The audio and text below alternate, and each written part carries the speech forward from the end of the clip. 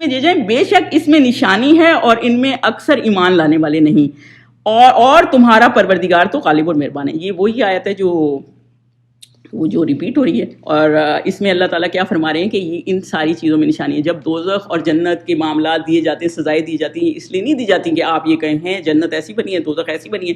یہ اس لیے دی جاتی ہیں کہ آپ یہ اپنے بارے میں سوچیں کہ اللہ نہ کرے کوئی ہم میں سے ان میں سے ہو. مطلب جو آپ نے یہ بتانے کے لیے کہ آپ کی دولت، آپ کے دوست، یہ چیزیں آپ کی کام نہیں آئے گا، کیا چیز کام آئے گی؟ وہ قلب سلیم ہے جو اللہ تعالیٰ جس کو ویلیو کرتے ہیں. تو دین پہ بھی ہم نے اسی حساب سے چلنا ہے، کیونکہ اللہ تعالیٰ نے نبی بھی اسی لیے بھیجے ہوتے ہیں تاکہ وہ آپ کو ایک طریقے سے لے جائیں. اور اللہ تعالیٰ رحیم اور عزیز ہے، یعنی جو پہلے بھی ہم نے کیا تھا کہ اللہ رحیم رحم کرنے والا ہے، عزیز ہے پاورفل ہے، اللہ چاہے تو کچھ بھی کر سکتا ہے، اور اللہ چاہے تو وہ آپ کو پھر موقع نہ دے. تو یہی والی بات ہے، اگر موقع ملا ہوا ہے تو پھر اس کا فائدہ اٹھائیں، اور اگر اللہ تعالیٰ نے آپ کی زندگی میں آپ کو ہدایت دے رہا ہے، کچھ سکھا رہا ہے، تو پھر آپ اس کو سیکھیں اور اس پہ عمل کریں. ہماری تو یہی کوشش ہوتی ہے نا. اب جی پہلے ہم نے ایک رکوع حضرت موسیٰ کا کیا تھا، پھر حضرت ابراہیم کا کیا تھا. اب جب اللہ تعالیٰ نے درمیان میں یہ رکھا ہے نا، جو نافرمان بردار لوگ ہوتے ہیں ان کا کیا انجام ہوتا ہے، تو 105 سے پھر اللہ تعالیٰ نے قومیں ڈسکس کی ہیں. اور جو قومیں ڈسکس کی ہیں ان میں سب سے پہلے جو اس کے بعد جو قوم آ رہی ہے نا، وہ آ رہی ہے قوم نوح علیہ السلام کی. قوم نوح علیہ السلام کا کیا مسئلہ ہے؟ قوم نوح علیہ السلام 3 قوم اگر ذکر ہے، آگے بھی ہم قوم عاد سمود بھی پڑھیں گے. تو جب کیونکہ شرک کو بہت زیادہ کنڈیم کیا گیا نا، یہ مکی صورتیں ہیں. تو حضرت ابوبکر، ایک حدیث پاک میں ہے نا کہ آپ صلی اللہ علیہ وسلم کے بال تھوڑے تھوڑے سفید ہو رہے تھے. تو جب حضرت ابوبکر نے پوچھا نا کہ کیوں، تو ان میں یہ صورتیں نہیں ہیں، وہ 3 صورتیں تھیں جن میں قوموں کو عذاب والی تھی نا، تو جس کی وجہ سے حضور صلی اللہ علیہ وسلم نے کہا کہ مجھے پریشانی میں ایسے کوئی. یہ صورت نہیں تھی، لیکن میں بہرحال میں یہ کہہ رہی ہوں کیونکہ انہی پروفٹس کا ذکر ہے، تو اس لیے یہ اس میں یہ ہے. دوسری بات یہ، قومیں جو حضرت نوح علیہ السلام ہے ان کو ابو البشر ثانی، مطلب پیغمبر ثانی بھی کہا جاتا ہے، کیونکہ ان کے بعد ساری قومیں آئی تھیں. پہلے حضرت آدم کا تھا نا پوری ایک دفعہ، حضرت نوح کے بعد پھر ساری نیشن اللہ تعالیٰ نے وہ کر دی تھی نا، برباد کر دی تھی، پھر نئے سرے سے لوگ آئے تھے. تو پھر اس کے بعد جو ہے اور حضرت نوح کے لوگ کیا تھے؟ بتوں پہ تھے. اس سے پہلے نا شرک بھی نہیں تھا. کچھ اسکالرس کی کتابوں میں ملتا ہے کہ شرک نہیں تھا. پھر لوگوں نے بتوں میں نیک لوگ ان کے مرتے گئے، پھر بت بناتے گئے، جیسے وہ شیطان وسوسے ڈالتا ہے، اور پھر اس طرح شرک جو ہے نا شروع ہو گیا. دیکھیں یہ چیزیں نا بہت زیادہ حضور صلی اللہ علیہ وسلم کی لائف سے بہت زیادہ وہ کرتے ہیں. جیسے حضرت موسیٰ کی اسٹوری پڑھی تھی تو حضور صلی اللہ علیہ وسلم کی لائف سے اس طرح تھی کہ کیونکہ فرعون کا معاملہ تھا، اور جو ہے ابو جہل کا معاملہ تھا، وہ بھی بہت ٹائرنٹ تھا، اور ابو جہل بھی ایسے تھا، ظلم کرتا تھا، ٹائرنٹ تھا. ایک یہ معاملہ تھا. دوسرا جو حضرت ابراہیم علیہ السلام کا تھا، ان کا دعویٰ کا طریقہ کہ بھئی تم کچھ سوچو تو صحیح، توحید کا کس طرح انہوں نے میسج دیا، اور کس طرح ان کے خلاف ہو گئے تھے اور وہاں سے چلے گئے تھے.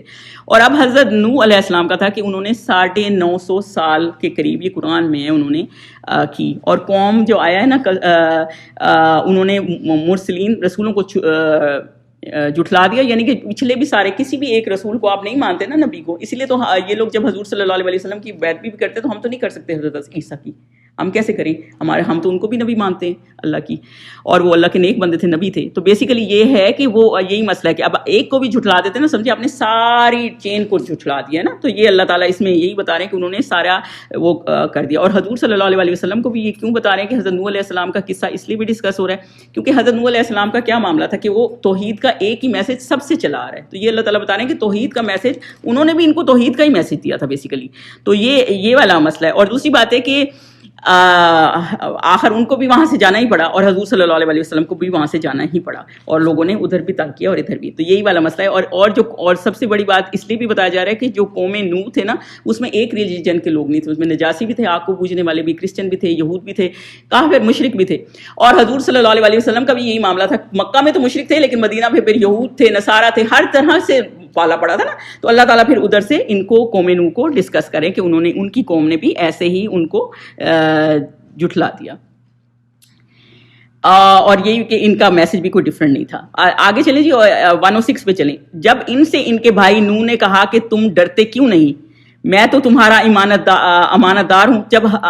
جب ان سے ان کے بھائی نوح نے کہا، اب یہاں پہ بھائی لفظ کیوں یوز ہوا ہے؟ دیکھیں قوم سود، حضرت صالح کا، حضرت ہود کا بھی پڑھیں گے نا تو بھائی لفظ یوز کیا ہے، کیونکہ وہ نا ان کے اندر سے تھے. حضور صلی اللہ علیہ وسلم بھی نا ان کے اندر سے تھے، ان کی کمیونٹی میں سے تھے، اس طرح بھائی لفظ یوز ہوا ہے. بالکل یہ ایسے ہی ہے جیسے کہ آپ یہ دیکھیں کہ ایک وہ اسکالر بتا رہے تھے کہ ہماری جب مسجد میں تراویحاں ہوتی تھی نا، یا کوئی اسکالر آتا تھا تو ہمیشہ ہم باہر سے ہی بلاتے تھے حافظ جو تراویحاں کرتا تھا ہمیشہ ہی.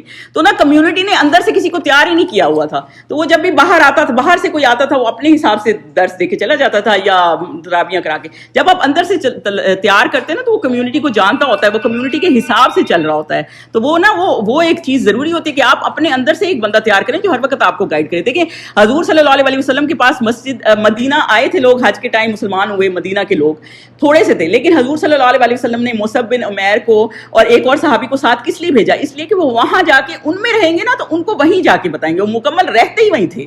تو وہ یہی والی مسئلہ ہے نا کہ جو ان کی کمیونٹی کے اندر ہوتا ہے نا, تو اس لیے اخوہم بتایا کہ وہ تم میں سے ہی ہے, تم میں سے ہی اٹھتا بیٹھتا ہے. آپ یہ دیکھیں حضور صلی اللہ علیہ وسلم بھی ان میں سے تھے, ان میں سے ہی اٹھتے بیٹھتے تھے. اور دوسری بات یہ اخوہم یہ بتایا کہ ان کا ایٹیٹیوڈ کیا تھا پروفٹ کا, وہ بالکل ان کی طرح, وہ بچپن سے ان کو جانتے تھے نا, ان کی طرح ہی جانتے تھے. آپ دیکھیں حضور صلی اللہ علیہ وسلم کا کیا معاملہ تھا. سورہ جب یہ ہجرت کر کے حضور صلی اللہ علیہ وسلم مدینہ پہنچے نا, تو قباء میں حضور صلی اللہ علیہ وسلم اور حضرت ابوبکر ساتھ تھے. تو نا یہ قباء کے بالکل اندر جانے سے پہلے نا ایک ٹری تھا, پہنچ گئے تھے جب, تو شیڈ پہ بیٹھ گئے حضرت ابوبکر اور حضور صلی اللہ علیہ وسلم. حضرت ابوبکر میں آپ کو یہ بتا دوں حضور صلی اللہ علیہ وسلم سے نا 2 سال چھوٹے تھے, لیکن عمر میں نا ان سے بڑے دکھتے تھے. ہوتا ہے ایسے کہ آپ دکھتے تھے بڑے. تو حضرت ابوبکر تو جو ہے نا حضرت ابوبکر جو ہے نا, تو جب مدینہ کے لوگ اتنے ایکسائٹیڈ تھے نا کہ حضور صلی اللہ علیہ وسلم آ گئے تو وہاں چل پڑے. تو جب انہوں نے آ کے دیکھا, وہ پہچانتے نہیں تھے حضور صلی اللہ علیہ وسلم کو, کیونکہ ظاہر تھوڑے سے بندے آئے ہوئے تھے بیعت کرنے, تو سارے تو نہیں آئے تھے, سارے تو ویسے ہی بعد میں حضرت موسیٰ بن عمیر کے ہاتھوں ہی کئی مسلمان ہوئے تھے. تو پھر انہوں نے آ کے دیکھا, تو انہوں نے دیکھا کہ یہ الڈرلی ہیں, جیسے ہوتا ہے نا کہ یہ الڈرلی ہیں, سو لگ رہے ہیں, تو پھر شاید یہی نہ ہوں اللہ کے نبی. تو اتنے میں نا کہ سورج آیا نا حضور صلی اللہ علیہ وسلم کے منہ کے اوپر, تو تھوڑی سی نا انہوں نے آنکھیں ایسے کی جیسے روشنی آ جاتی ہے. تو انہوں نے, اور حضرت ابوبکر کیسے تھے, تو جان دیتے تھے نا صحابہ, تو فوراً آ کے نا انہوں نے اپنی شال آگے کر دی کہ ان کو نا آنکھوں میں وہ ایسے چندھیانا نہ پڑے ذرا سا بھی ان کی صورت. تو ان کو فوراً سمجھ آئی کہ یہ حضور صلی اللہ علیہ وسلم.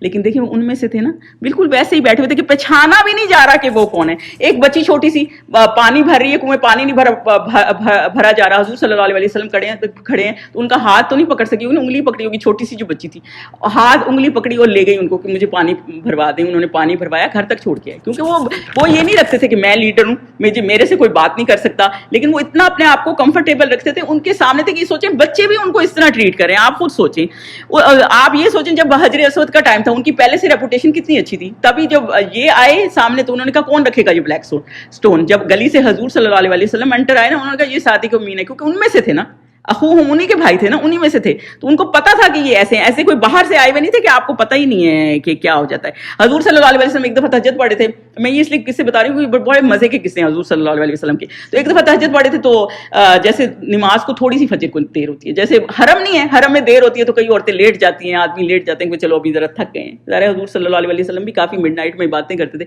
تو مسجد گئے اور مسجد جا کے لیٹ گئے کہ جب تک اذان کا ٹائم ہوگا. تو صحابی بھی گزر رہے ہیں, وہ بھی کیونکہ ان میں سے تھے نا, ایسے نہیں کہ اب صحابی کہیں نہیں یہاں پہ لیٹ رہے ہیں یہاں پہ گزرنا نہیں, ایسا کوئی ان کا سین نہیں تھا.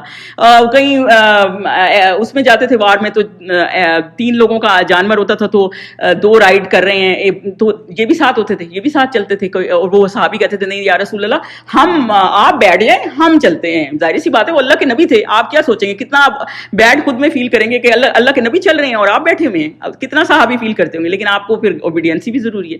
لیکن حضور صلی اللہ علیہ وسلم کہتے تھے کہ نہیں میں چلوں گا. آپ یہ دیکھیں حجۃ الوداع کا موقع تھا نا, تو 30,000 جو ظاہر فتح مکہ ہو چکا تھا, 30,000 کے قریب لوگ مدینہ سے تیار ہو گئے, کیونکہ اٹس اے گریٹ بلیسنگ کہ آپ حضور صلی اللہ علیہ وسلم کے ساتھ باقاعدہ حج کر رہے ہیں. اور مکہ میں بھی 70-80 ہزار کے قریب ویٹ کر رہے تھے ان کا. تو اس وقت مسلمانوں کے حالات بہت بہتر ہو گئے تھے نا, تو انہوں نے کیا کیا, انہوں نے ایک حضور صلی اللہ علیہ وسلم کے جانور کے اوپر نا ایک کاؤچ سا رکھ دیا کہ ظاہر ہمارے لیڈر جا رہے ہیں, اور ان کا سامان ایک دوسرے جانور پہ سمجھیں گھوڑے پہ یا اونٹ پہ باندھ دیا. انہوں نے جانور مینشن نہیں کیا اس لیے میں ایسے کروں, چلیں آپ اونٹ لے لیں, اونٹ پہ مینشن وہ باندھ دیا. حضور صلی اللہ علیہ وسلم جب باہر ہے, انہوں نے کہا یہ کیا ہو رہا ہے. انہوں نے وہ پہلے سامان کھولا اپنا, واپس اسی میں رکھا, مطلب ایک جانور ایکسٹرا کیوں ایسے لے جا رہے ہیں صرف سامان کے لیے, اور وہ کاؤچ اتارا. ایک بندہ جا رہا تھا, اس کی چادر تھی سمجھ لیں کھیس ہے یا موٹی سی کوئی دری سی کوئی موٹی سی چادر تھی, اسے پوچھا کتنے کی, اس نے کہا 1 درہم کی, سمجھ لیں $1 کی. اسے $1 دیا, وہ چادر لی, جانور کے اوپر رکھی اور بیٹھ گئے کہ بس یہ صحیح. مطلب اور اللہ سے دعا کیا کہ یا اللہ مجھے ہمبل رکھ, شو آف سے بچا. اور ہمیں یہ ہوتا ہے کہ ہم یہ ایون حرم میں بھی جا رہے ہوتے ہیں, کھڑکی سے ہمارا حرم نظر آ رہا ہے, یہ ڈال رہے ہوتے ہیں. میں یہ نہیں کہہ رہی کہ کئی لوگ ویسے ہی ڈال رہے ہوں گے, لیکن it is kind of show of. مطلب آپ کئی لوگوں کو ایسے کمرے ہی نہیں ملتے جن کے حرم. ایون میری بیٹی نے مجھے مدینہ میں فون کر دیا, ممی ایک آنٹی نے ڈالا, اس کی تصویر آ رہی ہے حرم کی, آپ کی کھڑکی سے بھی آ رہی ہے کیا؟ آئی واز لائک تو وہ وہی والا مسئلہ ہے نا, تو وہ اچھا نہیں لگتا کہ مجھے تو میں نے تو مائنڈ نہیں کہ میں اس سینس میں نہیں کہہ رہی, لیکن میں ویسے کہہ رہی ہوں کہ اتنا ہمبل ہو کے جاتے تھے وہ, اپنے آپ کو ہمبل دیں. اللہ نے کوئی بلیسنگ بھی دی ہے نا, یہ اسلام میں ہے کہ آپ اس کو اپنے تک ہی رکھیں اور اتنا نہ اس کو وہ کر دیں. کئی لوگوں کو اچھا لگ رہا ہوگا, کئی لوگ انجوائے کرتے ہیں اس چیز کو, کئی لوگ نہیں کر پاتے, تو اس لیے اللہ تعالیٰ یہ فرماتے ہیں. تو بیسیکلی اس میں یہ کہ انہوں نے کہا میں تم میں سے ہی ہوں اور تقویٰ رکھو اور ڈرتے رہو. تقویٰ وہی چیز ہے کہ آپ اللہ تعالیٰ سے ڈریں. اللہ پہ ٹرسٹ جب ہوگا نا, جب اللہ کا ڈر ہوگا, تو میں وہی بات کر رہی ہوں کہ جب تک اللہ کا ڈر نہیں ہوگا آپ کو لوگوں کا ڈر کہیں لے کے جانے والا نہیں ہے, کیونکہ وہ تو اب ہوگا پھر نہیں ہوگا. تو اللہ سے ڈرنے کا مطلب یہ کہ ہر چیز کو آپ چھوڑ دیں, صرف اللہ سے ڈریں. آگے کیا کہہ رہے ہیں کہ میں تمہارا امانت دار ہوں, یعنی کہ میں امین ہوں. امین کا ہے پیغام پہنچانے والا, یعنی پورا پیغام. یعنی پیغمبر صادق الامین تھے نا, حضور صلی اللہ علیہ وسلم بھی صادق امین تھے نا, پہلے سے ان کی ریپوٹیشن تھی. یعنی پورا پیغام پہنچانے والا ہوں, امانت دار ہوں. آپ دو چیزیں پکڑ لیں گے نا زندگی میں کہ اللہ تعالیٰ اس میں بیسیکلی یہی بتایا کہ پیغمبر جھوٹے نہیں ہیں, چیٹ نہیں کرتے. دوسرا یہ کہ وہ پورا میسج پورا کا پورا دیتے ہیں, کوئی چیز انوویٹ نہیں کرتے. جتنا اللہ تعالیٰ کو ان کو وہی آتی ہے, جو اللہ تعالیٰ کی طرف سے آتا ہے وہی بتاتے ہیں. بالکل ایسے ہی ہے جیسے چھوٹے تھے نا ہم, پتہ نہیں آپ کے ساتھ ہی گزرے کہ نہیں, جیسے مائیں کہتی ہیں کہ نمک گراؤ گے تو اگلے جہان پلکوں سے اٹھانا پڑے گا. اب اس کی کوئی دلیل نہیں ہے, یہ چیز ہے ویسے, اور آپ کو یہ بات نہیں کرنی چاہیے, کیونکہ جب آپ کے پاس دلیل نہیں ہے نا, آپ کہیں گے یہ چھوٹا سا مذاق ہے, کوئی ایسی بات نہیں ہے, لیکن اسٹل آپ اللہ کے ساتھ کوئی چیز منسوب کر رہے ہیں نا, تو وہ ہے نہیں ایسا کوئی آپ کو دلیل اس کی ملے گی نہیں. تو وہ اس طرح نہیں کرتے تھے, وہ وہی بات کرتے تھے جو چیز سرٹیفائڈ ہے, جو اللہ تعالیٰ نے بتائی ہے, نہ اس کے علاوہ جاتے تھے نہ کرتے تھے. اور جو بھی اللہ تعالیٰ نے نبی بنایا نا, آپ کو ان کی جب ہسٹری آپ بچپن دیکھیں گے نا, اس میں آپ کو پتہ چلے گا صادق امین ہے, کس قدر سچے, کس قدر حق کے لیے کھڑے ہونے والے, کس قدر وہ اتنے کے کافر بھی مانتے رکھیں. آپ رکھنا چاہیں گے کسی, آپ کو تو پہلے ہی خیال آ جائے گا جو بندہ اللہ سے نہیں ڈرتا وہ آپ کی چیز کا حفاظت رکھے گا, لیکن اس وقت بھی ان کو یہ تھا کہ یہ بندہ صحیح ہے, صادق اور امین ہے, تو اللہ تعالیٰ نے ان کی ریپوٹیشن بنائی ہوئی تھی. آگے وہ کیا کہتے ہیں, تو خدا سے ڈرو اور میرا کہا مانو. اور یہ نہیں کہہ رہے, یہ دیکھیں, یہ نہیں کہہ رہے اور اللہ کا ہی کام مانو. وہ کیا کہہ رہے ہیں, خدا سے ڈرو اور میرا کہا مانو. یہ اس لیے کہ جیسے قرآن میں اتنی دفعہ ہے نا, اطیع اللہ اطیع الرسول. اللہ تعالیٰ نے نبی کس لیے بھیجے ہوتے ہیں؟ اللہ تعالیٰ نے نبی اسی لیے بھیجے ہوتے ہیں کہ وہ آپ کو سمجھائیں کہ زندگی کیسے گزارنی ہے اور کیسے وہ کام کرنا ہے. اور تبھی تو ہمیں اتھینٹسٹی آتی ہے نا. اب کئی چیزیں قرآن میں نہیں آتی ہیں, تو آپ کو اتھینٹسٹی کیسے آئے گی؟ آپ نبی کا سورس ہی لیتے ہیں نا, تو آپ کہتے ہیں جی یہ حدیث ہے تبھی ہم یہ بات کریں, یا یہ حدیث ہے تبھی ہم ایسے کریں. میں آپ کو یہ بتا دوں, آپ کو بھلے آپ یہ اگر سوچتے ہیں نا کہ اللہ ہم ایکسٹرا کر لیں یا کچھ ایسا کریں تو کیا اللہ ہمیں ریوارڈ نہیں دے گا, اس کا مجھے پتہ نہیں اللہ آپ کو ریوارڈ دے کے نہیں, لیکن یہ میں آپ کو حدیث کے ساتھ سیورٹی سے کہہ سکتی ہوں کہ اگر آپ کوئی چیز سنت کے لیے چھوڑ دیں گے نا کہ یہ میرے نبی نے نہیں کی میں نے نہیں کرنی, یا میرے نبی کی سنت نہیں ہے میں نے نہیں کی, تو پھر اس کا ریوارڈ آپ کو ضرور مل جائے گا. تو اس چیز کو سوچیں کہ ہم نے ہمیشہ حضور صلی اللہ علیہ وسلم کو آگے رکھنا ہے, کیونکہ وہ ہمارے نبی ہیں اور وہ آئے اسی مقصد کے لیے کہ وہ ہمیں سمجھائیں یہ بات. تو وہ یہی کہہ رہے ہیں کہ میں اللہ سے ڈرو اور میرا کام مانو, یعنی جو اللہ تعالیٰ نے مجھے دیا ہے میں پورا امین ہوں, کیونکہ اس لیے جو ہے نا میں یہ پیغام دے رہا ہوں. اور دو چیزیں اللہ تعالیٰ کو بہت پسند ہیں اور اللہ ایکسیپٹ کرتا ہے. ایک جو کام فار دا سیک آف اللہ کیا جائے, اور یہی چیز انہوں نے کی ہے, اللہ کو مانو, فار دا سیک آف اللہ کیا جائے, اللہ سے ڈرو, اور دوسرا جو وے آف میسنجر کے طریقے سے کیا جائے. یہ دو چیزیں اللہ تعالیٰ کو بہت پسند ہے. آیا نمبر 109 پہ چلیں جی. اور اس کام کا تم سے کچھ صلہ نہیں مانگتا, میرا صلہ تو خدائے رب العالمین میں ہے. اب دیکھیں, پہلے انہوں نے کہا خدا سے ڈرو اور پہلے اپنے پیغام کا کہا, اس کے بعد یہ کہا انہوں نے کہ میرے سے اجر نہ مانگو, مجھے اجر نہیں چاہیے. جب کوئی بھی کام آپ ایسا کرتے ہیں جس کے لیے آپ کو کوئی معاوضہ چاہیے تو پھر اس میں ایک سیلفشنس آ جاتی ہے نا. تو وہ یہ کہہ رہے ہیں کہ میرا پیور وہ ہے, یہ صرف اللہ کا میسج ہے, مجھے میرا مقصد صرف اللہ کا میسج پہنچانا ہے, کوئی اجر نہیں ہے. اب اس میں ایک چیز یہ آ جاتی ہے کہ بھئی آپ کیا سوچتے ہیں کہ جو لوگ یہ کلاسوں کے پیسے لے رہے ہیں یا کچھ ایسے کریں تو ان کا کیا, ان کو دینا چاہیے کہ نہیں, یا ان کو وہ. تو اس کے لیے اسکالرس کا یہ ویو ہے کہ جیسے حضرت ابو بکر تھے, آپ کو یہ مثال صحابیوں سے دیتی ہوں کہ حضرت عمر ایک دفعہ دیکھا تو وہ خلیفہ تھے جب ابو بکر, تو بازار میں کام کرنے جا رہے تھے, کچھ چیز بیچ رہے تھے, تو انہوں نے کہا آپ کا تو کام ہر جو رہا, آپ خلیفہ ہیں, مطلب لوگ بیٹھے ہوتے ہیں ملنے کے لیے, ایک اتنی ہائی پوزیشن پہ ہو, کتنے کام ہوتے ہیں, کتنے بزی ہوتے ہیں, اور آپ یہاں بزنس کر رہے ہیں. تو انہوں نے کہا کہ میں نے اپنا گھر بھی تو چلانا ہے. اب ظاہر سی بات ہے انہوں نے اپنا گھر بھی تو چلانا تھا نا, تو پھر انہوں نے ان کا ایک وہ فکس کر دیا.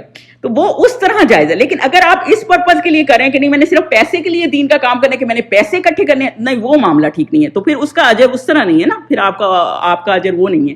لیکن اگر یہ کہ جیسے کوئی دین کا کام کرے, اب جیسے ہدا والے ہیں, اب دیکھیں ان کی بھی کلاسز کے پیسے ہیں, لیکن آپ دیکھیں نا کتنا بڑا ان کا سسٹم ہے, کتنا بڑا وہ چل رہا ہے. آپ ظاہر ہے وہ کتنے پیسے دیتے ہوں گے, کتنا خرچہ ہوگا ان کا, تو وہ اس حساب سے اس طرح لینا وہ بالکل جائز ہے. اور دوسری بات یہ کہ جو جیسے ایک حدیث پاک ہے نا کہ 3 لوگوں کو اللہ تعالیٰ جو شہید ہوگا, جو ریسائٹر آف قرآن ہوگا, حافظ ہوگا جیسے, اور spend in the way of اللہ کرے گا, تو اللہ تعالیٰ ان کو دوزخ میں پھینک دے گا. وہ کہے گا یا اللہ ہم تو تیرے لیے اتنا کام کرتے رہے دنیا میں. تو اللہ نے کہا نہیں, تم تو فیم کے لیے, اپنے لیے کر رہے تھے.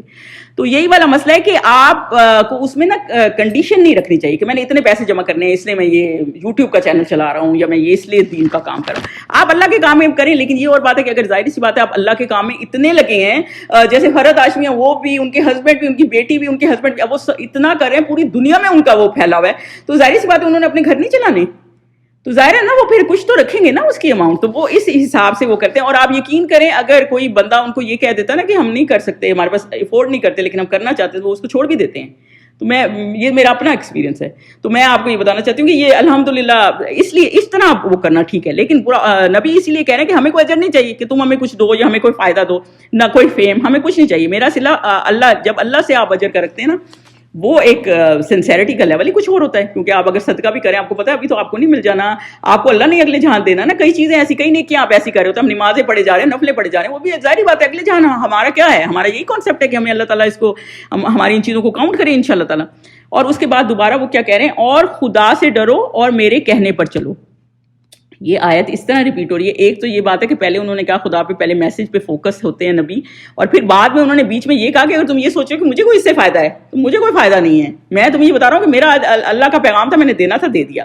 اور تو خدا سے ڈرو اور میرے کہنے پر چلو, دوبارہ پھر وہ اسی میسج پہ آ گئے ہیں کہ میں اللہ سے ڈرو اور میرے کہنے پہ ڈرو, کیونکہ مجھے اللہ تعالیٰ نے یہ میسج دیا اور مجھے یہ پیسے دینا ہے. اور بیسیکلی ایسنس آف ٹیچنگ کیا ہے کہ ٹو اوبے اللہ, اور جو نبی پاک جو ہمیں میسج دے جاتے ہیں, اللہ کا میسج آگے پہنچاتے ہیں, اور جو ان کا رہن سہن ہے, جو ان کا اٹھنا بیٹھنا ہے. اسی لیے کہتے ہیں نا لوگ سیرہ بڑی امپورٹنٹ ہے, کیونکہ پھر آپ کو چھوٹی چھوٹی سی باتیں پتہ چل جاتی. ایون آپ یہ سوچیں حضرت عمر اور حضرت ابوبکر کی ایک بات پہ ہیٹڈ آرگومنٹ ہو گیا, اور اتنا ہو گیا کہ حضرت عمر آگے گئے اور دروازہ اپنے گھر کا بند کر دیا. آپ کو پتہ ہی حضرت عمر ماشاءاللہ الحمدللہ کیسے جلیل القدر صحابی تھے, تو اور پیچھے حضرت ابوبکر کھڑے رہ گیا. وہ ایسے تو بغیر اجازت ان کے گھر نہیں جا سکتے, تو کافی دیر وہ کھڑے رہے. پھر وہ حضرت صلی اللہ علیہ وسلم کے پاس گئے. پھر تھوڑی دیر حضرت عمر نے بھی سوچا کہ میں کس بات پہ ناراض ہوا یا کیا ہوا, جو بھی ان کی چیز ہوگی, تو پھر وہ بھی وہاں چلے گئے, پھر واپس ہو گئے. مطلب یہ چیزیں ہوتی رہتی ہیں سوسائٹی میں, اوپر نیچے باتیں, یہ کچھ, اس کو اتنا وہ نہ کریں. لیکن یہ دیکھیں کہ حق جہاں آ جاتا ہے نا, بس ہم نے اللہ اور اللہ کے رسول کو آگے رکھنا ہے. یہ ایک بیسک پوائنٹ ہے, اور یہی اللہ تعالیٰ نے ان آیتوں میں بتایا ہے کہ میرے جو نبی آئے تھے وہ اللہ تعالیٰ کے میسج لے کے آئے تھے, اور ہم نے ان کو فالو کرنا ہے. اور ان کو بھی کتنی مشکلات سے 2-4 تھے. بس یہ جی آج کا لیسن ہے. کوئی کوشچن ہے تو ضرور بتائیں. سبحانک اللہم و بحمدک, اشہد ان لا الہ الا انت, استغفرک و اتوب الیک. جزاک اللہ خیر سائمہ. السلام علیکم. وعلیکم السلام ورحمۃ اللہ وبرکاتہ.